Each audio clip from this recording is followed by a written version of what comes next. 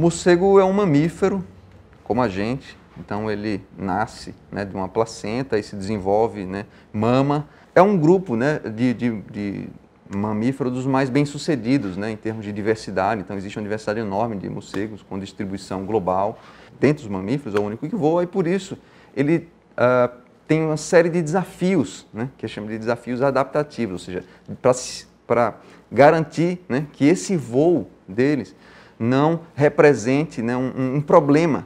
É uma atividade muito custosa energeticamente. Então ele gasta muita energia, né? Imagine, né, se a gente estivesse correndo o tempo inteiro. Então, no caso dele voando o tempo inteiro, então gasta muita energia.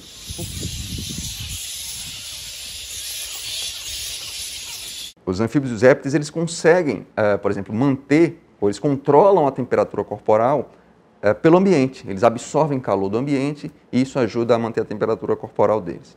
No caso dos morcegos, né, como outros mamíferos, isso não acontece. A principal fonte de calor, né, de energia que ele obtém é através da dieta, da alimentação. Se conhecia muito pouco sobre como essa morfologia, né, essas características do tamanho da asa e a relação do tamanho da asa com a massa dos morcegos era afetada por esses fatores ambientais em termos de trocas de calor, em termos de gasto de energia. Então, a pergunta central é essa.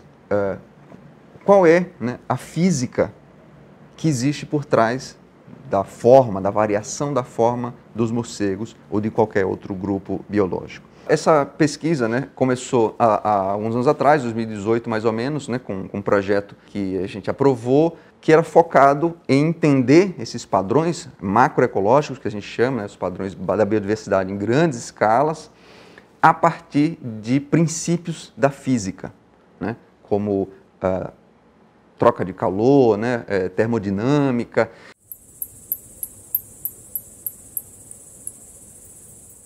Então essa pesquisa ela foi desenvolvida por 11 pesquisadores de 9 instituições diferentes, de 4, né, países diferentes.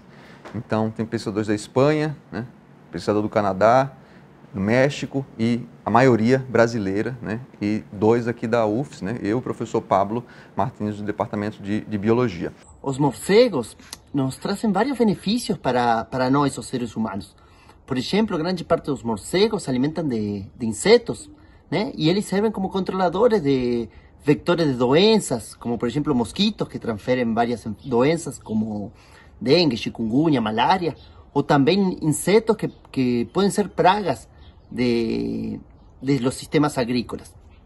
Assim também, os morcegos, há uma grande quantidade de espécies que se alimentam de frutas, né? Que chamamos de frugívoros, e eles participam na dispersão de sementes.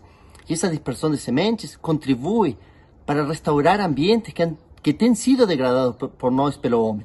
Também o próprio guano deles, né, e a capacidade de voar que tem eles e dispersar-se, permite a transferência de nutrientes entre diferentes áreas. E o próprio guano se utiliza hoje como um fertilizante natural. Foram mais de 270 espécies que a gente usou para poder demonstrar que a explicação, né, que a gente propõe para essa variação geográfica realmente acontece. A maneira com que a gente faz, né, com que a gente desenvolveu esse trabalho é da seguinte forma: a gente desenvolveu uma série de modelos que a gente chama de modelos mecanísticos. O que é isso? São modelos, funções matemáticas, equações matemáticas, biofísicas que descrevem, né, como funciona o corpo de um morcego em termos de balanço de calor, troca de calor, como ele dissipa calor para o ambiente. Então, desenvolve essas equações e a partir dessas equações a gente prevê alguns padrões. A gente faz algumas predições sobre essas equações. O que é que, se esses morcegos obedecem essas relações e funcionam dessa maneira com que a gente descreve, o que é que a gente deve encontrar na natureza?